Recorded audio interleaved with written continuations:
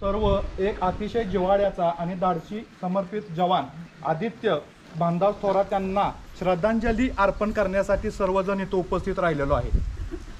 दुटीवर असताना वातावरणात अचानक बदलामुळे त्यांचा दुर्दैवी मृत्यू झालेला आहे। आपल्या गावाने आणि विशेष त्यांच्या कुटुंबाने एक हिरो गमावलेला आहे। कारण आमच्या घरातही एक आर्मीचा वारसा आहे, त्यामुळे आम्ही हे दुःख समजू शकतो।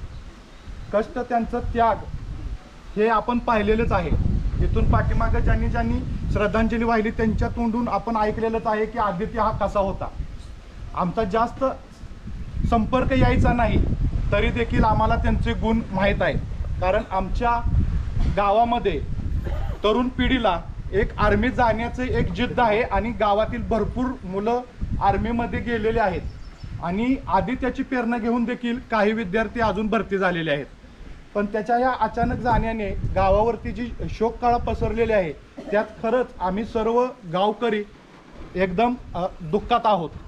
तर आदित्यसारखा धाडसी दोस्त गमावल्याने आमचे हृदय तुटले आहेत, पण त्यांचे योगदान त्यांचा त्याग विसरू शकत नाही।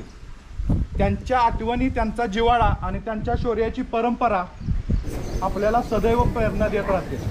तर मी संत रोहिदास विकास प्रतिष्ठान महाराष्ट्र राज्य व संत रोहिदास जन्मोत्सव मंडळ कालवडे, संस्कृती सिटी अपार्टमेंट मलकापूर व केरन ऑर्गॅनिक प्रायव्हेट लिमिटेड पुणे यांच्या वतीनं त्यांना श्रद्धांजली वाहतो।